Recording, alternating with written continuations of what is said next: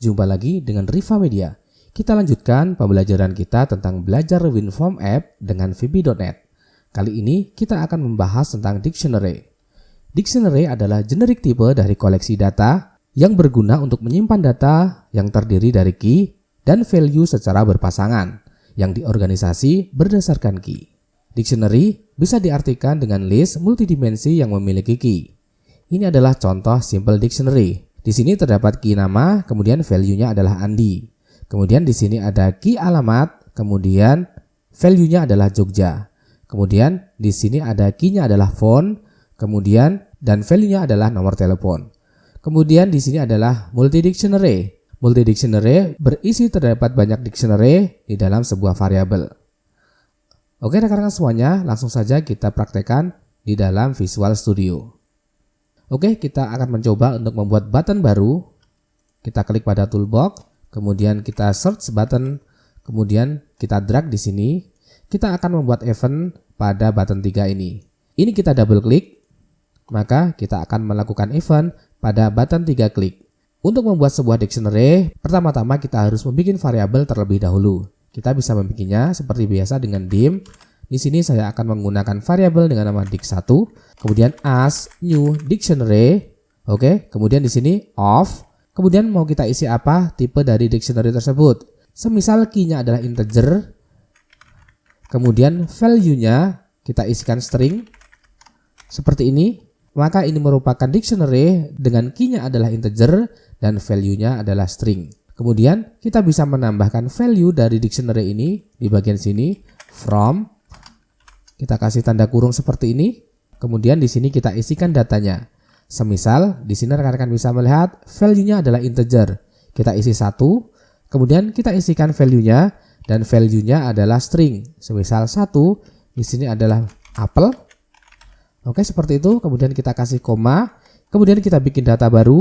Kita kasih kurung kurawal seperti ini. Kita ketikkan 2. Kemudian kita isikan value-nya. Semisal kita isi anggur.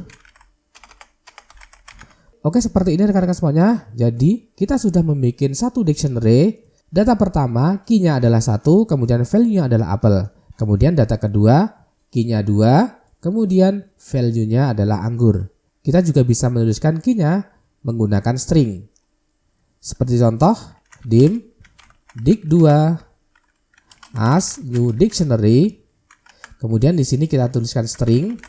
Ini kita kasih koma, kemudian string juga. Kemudian from, di sini kita isikan value-nya. Semisal ini adalah nama, kemudian kita kasih koma, misalkan kita kasih apel. Oke, seperti itu. Ini kita kasih kurung kurawal lagi. Kemudian untuk data kedua, semisal ini kita kasih jenis, kemudian kita koma, jenisnya adalah buah. Oke, kita sudah membuat 2 dictionary. Untuk mengakses data ini, kita bisa menggunakan berdasarkan key-nya. Seperti contoh, kita akan menggunakan message box. Kemudian kita akses dict1. Oke, seperti itu. Kemudian kita panggil berdasarkan key-nya. Ketika ini saya kasih angka 1, maka ini akan mengakses dict1 dengan key-nya adalah 1. Key 1 adalah apel. Coba kita jalankan. Kemudian kita apply. Maka outputnya adalah apel. Kalau ini kita kasih angka 2, kemudian kita apply, maka akan menghasilkan anggur. Semisal ini kita ganti key-nya menjadi angka 5, kemudian ini kita akses juga angka 5, maka tentunya outputnya adalah menjadi apel. Oke, seperti itu rekan-rekan semuanya. Sekarang bagaimana jika tipe key-nya adalah string? Tidak ada bedanya, kita bisa gunakan di sini dict1, kemudian kita masukkan key-nya di sini, di-update dengan tanda petik, maka dengan demikian nanti outputnya adalah apel. Coba kita jalankan. Kemudian kita klik, maka hasilnya adalah apel. Oke rekan-rekan semuanya, sekarang bagaimana cara kita untuk mengganti isi dari value-nya? Semisal di sini dict2 nama adalah apel. Kita akan mencoba mengganti apel ini. Untuk menggantinya kita bisa menggunakan dict2 kemudian nama sama dengan semisal kita ganti menjadi jeruk. Oke, seperti ini. Sekarang kita coba tampilkan di sini. ini akan menampilkan dik2 nama sebelum diganti. Value-nya adalah apel. Ketika ini sudah diganti, maka ketika nanti ditampilkan, outputnya tentunya akan berubah menjadi jeruk. Oke, coba kita jalankan. Kita apply. Pertama-tama dia akan menampilkan apel. Kemudian ketika kita klik, maka hasilnya adalah jeruk. Sekarang bagaimana cara untuk menghapus data? Sekarang kita coba di sini kita tampilkan ukuran dari dik2. Kita bisa menggunakan titik count seperti ini. Kemudian ini juga kita akan lakukan count di sini. Kemudian di sini akan saya coba untuk menghapus salah satu datanya. Semisal nama ini akan saya hapus. Caranya adalah dengan di sini titik remove. Kemudian ini kita masukkan key-nya adalah nama. Oke, seperti ini. Maka ini akan menghapus nama apel. Oke, kita jalankan.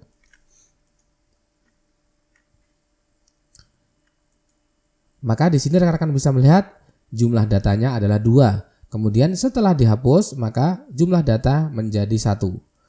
Oke rekan-rekan semuanya, ini contoh single dictionary. Sekarang kita akan mencoba untuk membuat multiple dictionary. Bagaimana cara membuatnya? Oke, sekarang kita coba. Kita gunakan dim untuk mendeklarasikan variabel, kemudian multidict as new dictionary.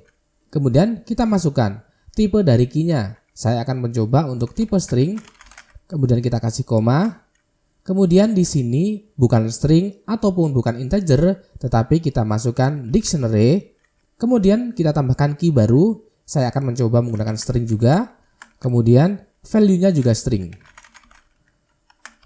Oke, seperti ini rekan-rekan semuanya. Jadi di sini ada dictionary di dalam dictionary, jadi outputnya nanti akan berupa multiple dictionary. Untuk menambahkan data, rekan-rekan harus mengisikan dictionary ini terlebih dahulu. Kemudian setelah dictionary ini sudah ada value-nya, nanti kemudian tinggal dimasukkan ke dalam dictionary utama. Contohnya adalah sebagai berikut. Pertama-tama kita bikin dulu dictionary-nya. Semisal di sini saya akan membuat dictionary dim sub multidict as new dictionary. Kemudian kita masukkan sesuai dengan tipe di dalam blok ini, yaitu string dan string. Maka kita isikan of string, kemudian string. Oke, seperti itu. Kemudian kita tambahkan datanya, sub multidict, kemudian titik add, kita tambahkan datanya. Datanya adalah string, semisal di sini saya isikan nama, kemudian di sini adalah apel. Oke, seperti itu. Setelah itu, multidict ini kita masukkan ke dalam multidict. Kita bisa melakukannya dengan multidict, kemudian add, kemudian kita isikan key-nya. Semisal di sini kita tuliskan angka 1, kemudian kita kasih koma, kemudian di sini adalah nilai dari dictionary per bagian. Kita masukkan sub multidict. Oke, jadi ini berupa dictionary, kemudian ini adalah key-nya. Jadi bisa dianalogikan kita sudah memiliki dictionary dengan key-nya adalah 1, kemudian di dalamnya ada dictionary kembali dengan key-nya nama, kemudian value-nya adalah apel. Oke, seperti ini. Jadi key pertama adalah 1, kemudian key keduanya adalah nama, kemudian apel ini adalah value-nya. Jadi untuk mengaksesnya kita bisa menggunakan multidict, kemudian kita kasih kurung, kemudian kita isikan key pertama. Key pertamanya adalah 1, kemudian key keduanya adalah nama. Oke, seperti itu rekan-rekan semuanya. Coba ini kita jalankan dengan message box. Oke, seperti itu. Kita apply. Kemudian kita jalankan, maka hasilnya adalah apel. Bagaimana rekan-rekan semuanya? Bisa dipahami? Rekan-rekan di sini bisa melihat untuk menambahkan data kita bisa menggunakan add. Ini juga berlaku di dalam single dictionary. Semisal di sini dict1 memiliki 2 data. Kita bisa menambahkan datanya dengan cara dict1 kemudian add. Kemudian ini kita isikan key-nya. Semisal di sini key-nya adalah angka 3, kemudian value-nya adalah mangga, maka nanti otomatis dict1 ini datanya tidak hanya 2, tetapi akan bertambah dengan key 3 dan juga mangga. Jadi nanti datanya akan berubah menjadi 3. Oke rekan-rekan semuanya, mungkin hanya itu yang dapat kami berikan pada kesempatan kali ini. Jika rekan-rekan semuanya masih kebingungan, silahkan komentar, nanti akan kami coba jawab sebisa mungkin. Oke, sampai jumpa di tutorial kami selanjutnya. Pastikan rekan-rekan semuanya like, subscribe, dan share. Serta jangan lupa nyalakan loncengnya agar rekan-rekan semuanya tidak ketinggalan ketika kami ada update materi yang terbaru.